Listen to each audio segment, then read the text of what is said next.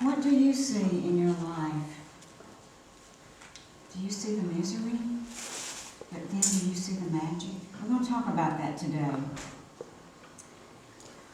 But first, I would like to talk about one of our unity principles. Principle number 3. I'm basing my lesson today on that principle.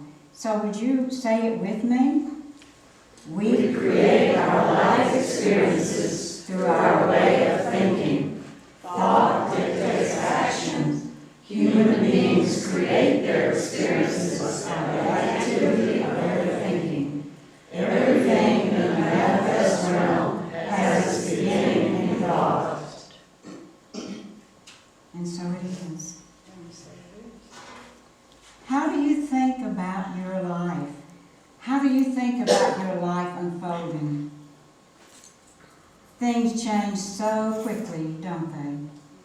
I'm so glad to be here with you today. I was unable to the last 2 Sundays. Things change so quickly. One minute we are playing in joyful love with each other, and then something ugly happens. Now, ugly just means something displeasing to the senses. That's all it is. Everyone goes through some ugly things in their life, and all of us go through difficulties, day by day sometimes. How do we let it all affect us? I want to take you back in time with me to when I was about 12 years old. And I was coming out of the church service, and the preacher always stands at the door to greet everyone as they're leaving. And so that day I was feeling good. I had on my favorite dress.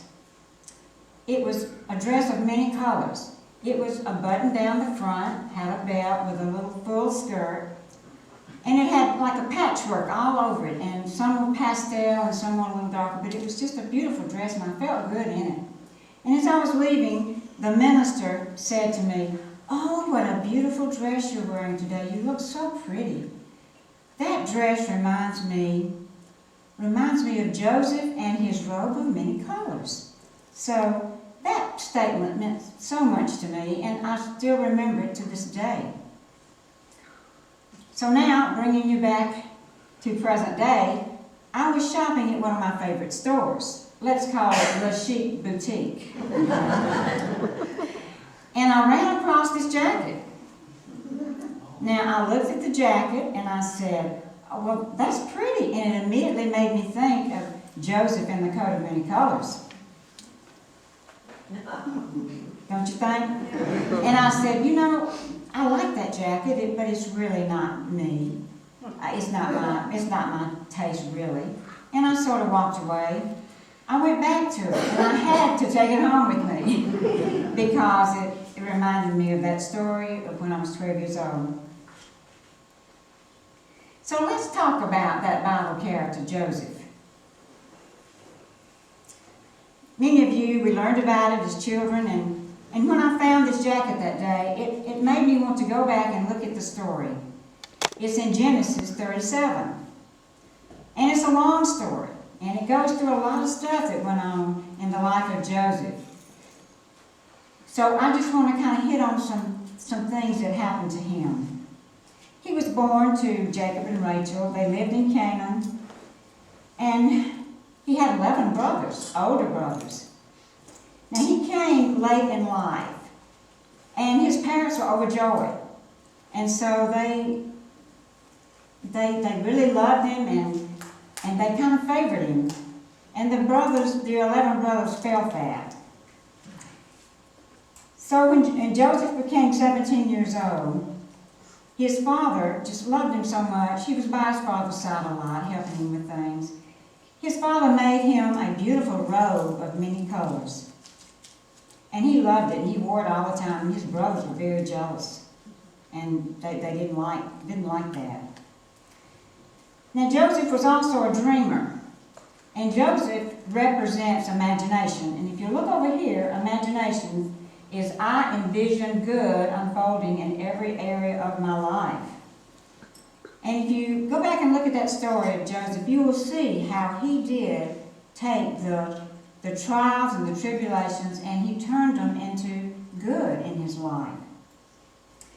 He was a dreamer and he had a dream and he couldn't wait to share it with his brothers. So he went and told them, he said, I had a dream of a bunches of grain, and one stood up and the others bowed. They didn't think too much of that. Then he had another dream and he went to tell his brothers. He said, I saw the sun and the moon, and 11 stars bowed. Well, this just disgusted them, and they just liked him less and less, minute by minute. So one day, his father sent him out to the fields to check on his brothers. They were working in a little bit far away. They had herds of sheep and things like that. And so he sent Joseph out to check on his brothers. Well, they saw him coming, and they planned to kill him. They just wanted him out of their life. But the oldest brother stepped forward and said, no, let's not kill him. There's a dry well over there, and let's put him in that well. And then we can tell Father that the wild animals ate him during the night. So they stripped him of his beautiful robe. Now imagine how he might have felt. Here he is looking up to his brothers, and they stripped him of his robe. And then they put him in a well and left him there. I just can't imagine. Well, then the brothers saw the Israelites coming, and they said, you know what, let's just sell him to the Israelites. Then he'll go to Egypt with them, and we'll never see him again, and we won't have any blood on our hands. So that's exactly what they did. And they took his coat and put the animal blood on it and took it to the father and said the wild animals must have eaten him. And his father just grieved and grieved for months and months. Well, he was sold. He went there, and he was a slave. He was an assistant to Pharaoh. And then he became a little too close to Pharaoh's wife, and I don't know what all happened there, but it wasn't good. And he was put in jail. And then he began telling Pharaoh about some dreams that he had, and he gained favor again. And he finally became ruler of the land, and he was over all the land and all the grain and the food, and he provided food to people far away. But and finally he did see his brothers and his father again, and he loved them. He didn't hold anything against them. He just wanted to love them, and he gave them a place to live and treated them very well. So I just wanted to look at Joseph a little bit. What kind of a person was he? He was lighthearted and full of love and joy. He was a kind and gentle man. He was a dreamer, of course. I believe that Joseph stayed in the higher state of consciousness. I believe, and it says in the scriptures that Joseph knew that God was with him. It said he knew that God was with him. He was happy. I think his thoughts were pure and honest. Joseph trusted God. It doesn't tell us anything about Joseph trying to run away and go back home. He just made the best of the situation that was at hand. And he found a way to turn the bad things into something good for his life. Now, maybe he could have done some things differently and not have some of these bad things. But, he was living in a state of joy, and he didn't see that his brothers were against him. I don't think he even saw that. I think he was just loving them and expecting them to love him back. He was centered in consciousness. What do we do with our thoughts? What do we allow ourselves to think about when we have bad situations, ugly situations that come into our life? And someone was talking to me and they said, oh, my situation pales compared to yours. Somebody said that to me recently. And I said to that person, it doesn't matter how large or how small your problem is. It's your problem, and you have to deal with it in your way. It doesn't matter how big or how small it is. So now I want to bring you back to a present-day situation with me and with my home. We flooded on October the 4th, big time. But I want to talk to you, I want to go back to October the 3rd. I took heed to those warnings about lots of rain, and I took care of our back door, the one door that we knew the water probably would seep in. We took plastic and tape and we put it all around, tight, tucked it in. Went to hardware store, got some sandbags, sandbagged the door really well. Went on the inside and did some more taping and plastic and did all we knew to do. All we knew to do to protect our home and ourselves. And then I did one extra thing. That was Saturday. It was lightly raining. I thought, you know, maybe I've got some angels around the house, so I went and found my angels. And I found 3 of them, and there was one big one outside in the garden. And I brought that angel over and put her right in front of that door. I said, you're the biggest angel. I need the most help right here at this door. And then I put another angel. There's two steps, one on the right and on the left side of the deck, and I put an angel at each of the steps. And I went around to the front door and placed a little angel. And as I placed those angels, my prayer was, God, I just need a little extra help, because I don't know what's going to happen. And so placing those angels was my belief in God, that I knew God would be with me no matter what. So then the rains came, and then the gypsum pond dam broke. And we had the surge of water. And the whole door was just, went inside the house, came loose at the door frame, and the water just surged in. And there were some scary, scary moments. Scary couple of days. It felt devastating. I felt confused. I felt scared. It's okay to be scared, don't you think? It's okay to be scared. But I want to tell you, I don't want to awfulize the situation. I want to talk about some special things that happened during that time. Okay, so I went to bed Saturday night, and I felt pretty good. You know, I thought, well, maybe it's not going to rain like they say it's going to. You know how you want to think the best.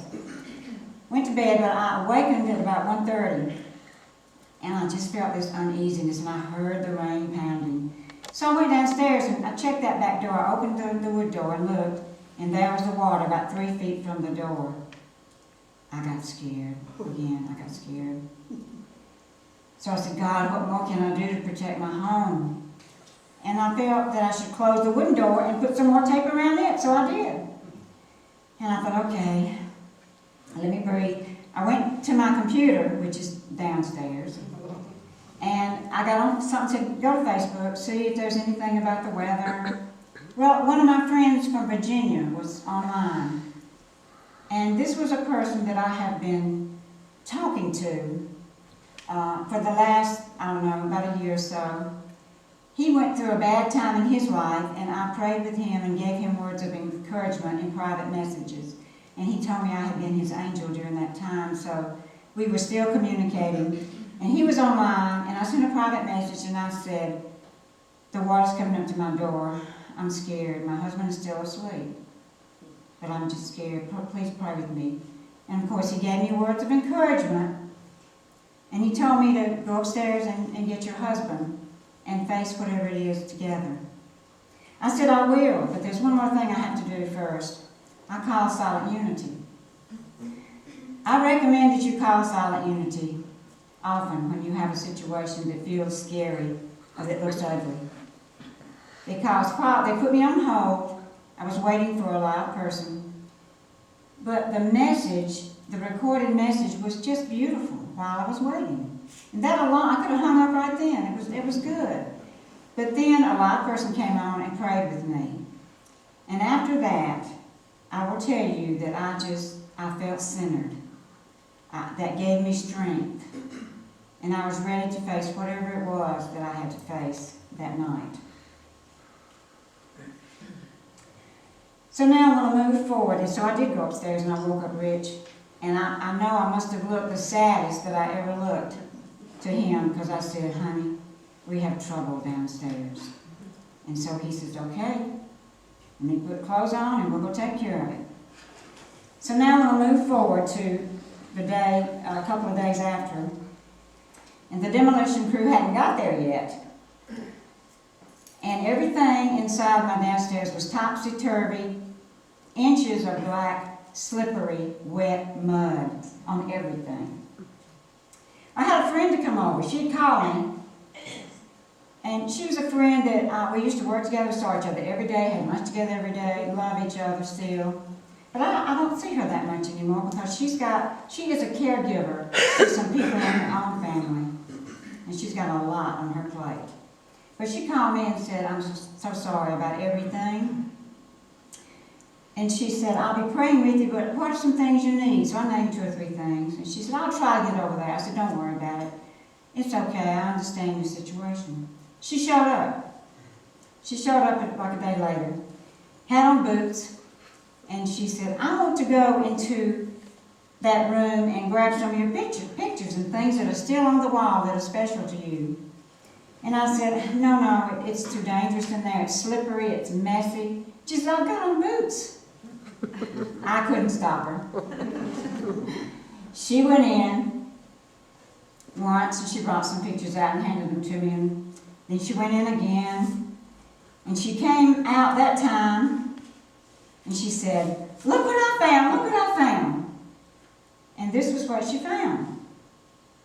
I don't know if you can see it. Those of you who know about the old-fashioned round Rolodex, this is a Rolodex. I had a Rolodex sitting on my desk, and my desk was right by the back door. And she said, I found me. I said, what do you mean? Her name, Kathleene Smith, with her cell number, her work number, her home number. That Rolodex was down in the mud. She said, I saw it too. It was down in the mud. This one card was just kind of laying on top of something. No mud, no water.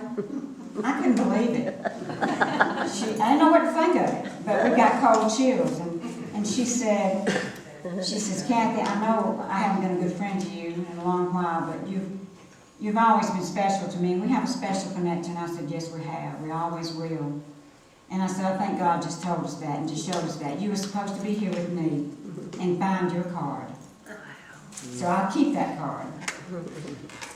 So now let's go to when the demolition crew was there and they were going into the house, bringing things out. Do you want to throw this away or keep it? We released a lot of stuff, which was a good thing. Some things we kept. But finally, someone brought this little angel to me.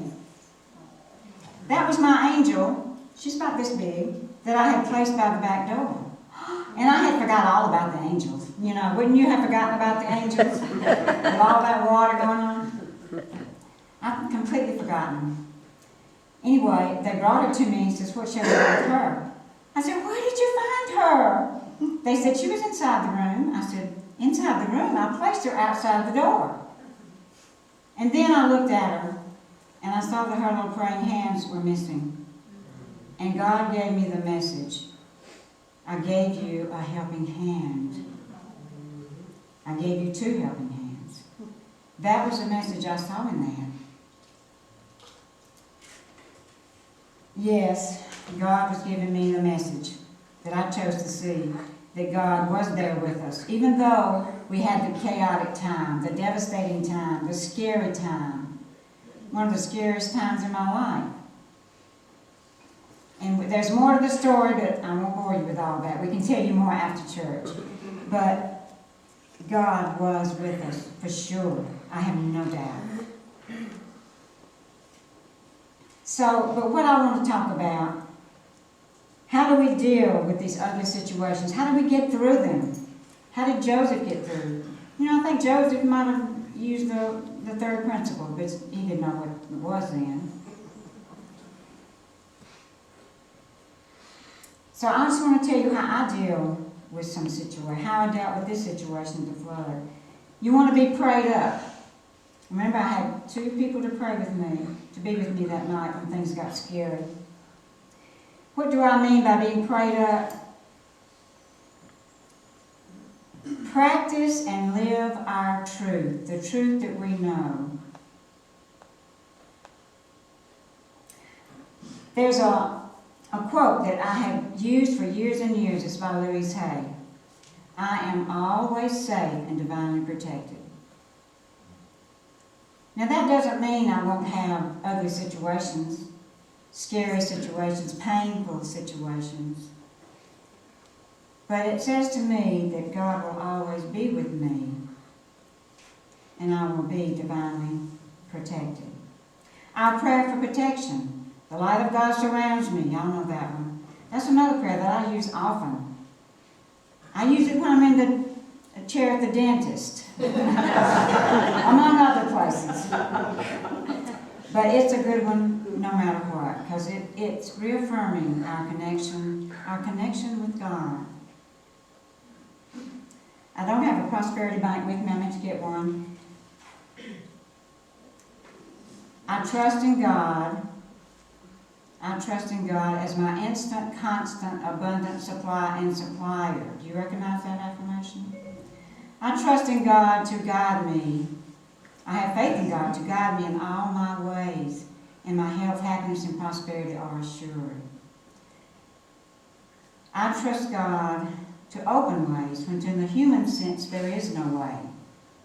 And there is one other one, and I don't remember it right this minute. Those affirmations are not just affirmations, folks. Those are prayers for our daily living. If you don't have a prosperity bank, please get one as you walk out the door. I like to say those affirmations every day and put my little coins in. And it's not about the money. It's about the message it has for our life. The message that those affirmations and prayers have for our life. That is what is important. So find ways to know that God is the center of your life every day, so that when those ugly situations appear, we have the foundation, we have the knowingness within us that we know all will be well and we will be safe, and that we can have the strength and the courage to walk through all the ugly parts of our lives. The loss, the pain. We can get through it and overcome it and see the joy in it. There's one more thing I want to share with you.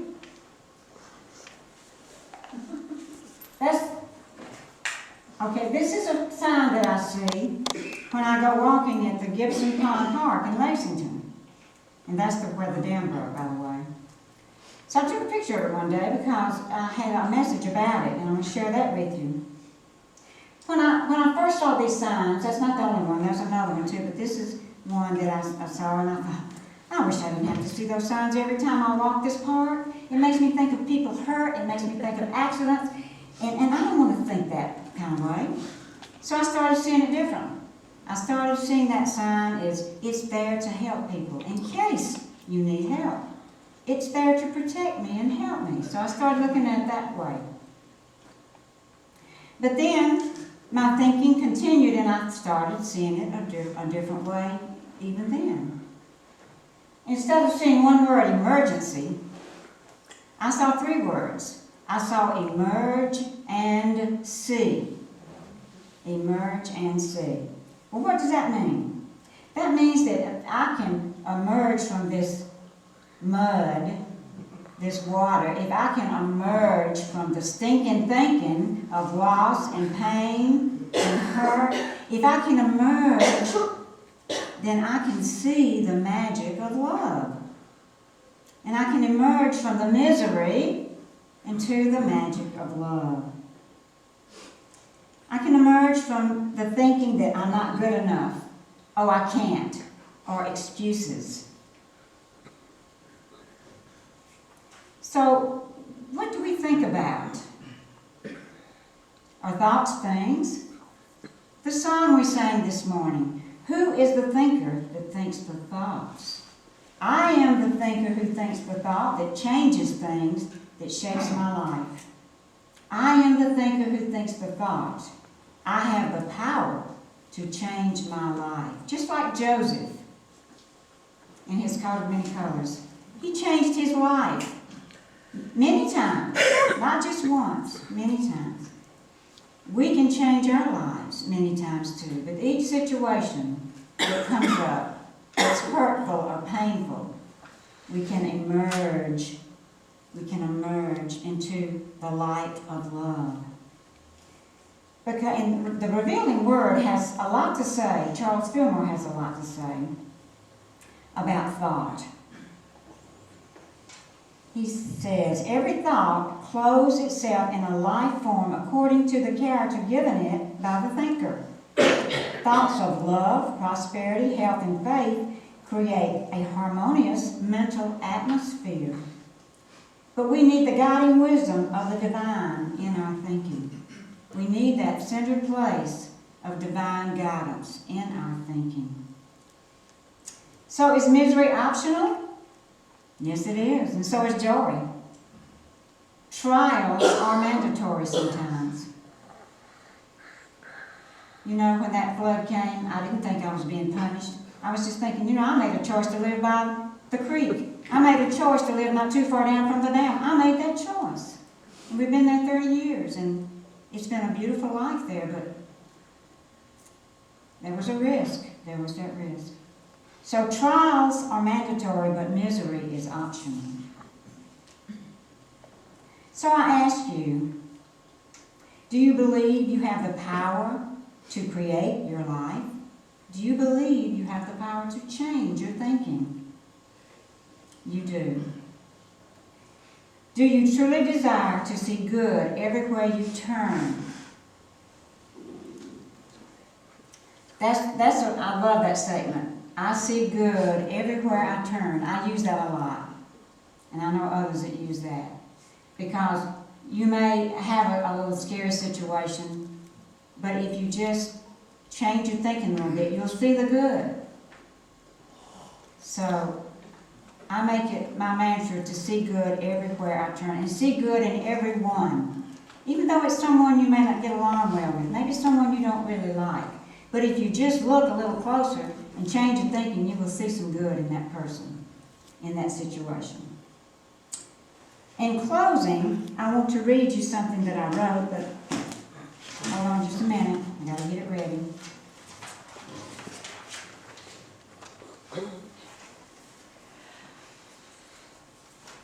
I have some props, because this is a little skit that I wrote just for you.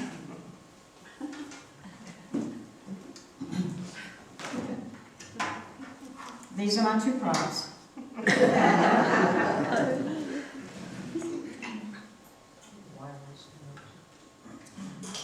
Ring, ring, ring, ring. This is 911. What is your emergency? Please help. I'm having an emotional breakdown. I can't breathe. Slow down, calm down. What is your location? I'm at Wits End on Overload Road. Okay, you're at Wits End on Overload Road? Yes, that's right. Please hurry. I'm sending help. What are your symptoms? My life is a wreck. I'm in misery. Explain what you mean. Well, I just lost my job. I yelled at my best friend today, and I feel lost in the land of the dark shadows. I called out to God, but He's not listening. Don't worry. Help is already on the way. How did you do that so quickly? You see, my friend, the universe has been supporting you all along. You just got lost in the weeds of confusion, and you couldn't see with your physical eyes, and your senses were crushed. Open the eyes of your heart, and you will see that you are never alone. Oh, is there a treatment? Yes. Treat yourself to silence and time by yourself more often. Take long walks and listen to the sounds of nature. Create rewarding life experiences by centering your thoughts on love and goodness. Give more hugs and tell someone you love them every day. Your love connection is strong. Open your eyes and see something different than you ever saw before. Misery is optional. Call forth the magic of love that always forgives, always sees the best, always takes responsibility to be loved, so that you may live happily and freely. Your soul knows the way back to compassion, understanding, and forgiveness, where we live truly in love. That is what matters. Will it be misery or magic? Will it be misery or the magic of love? You have the choice.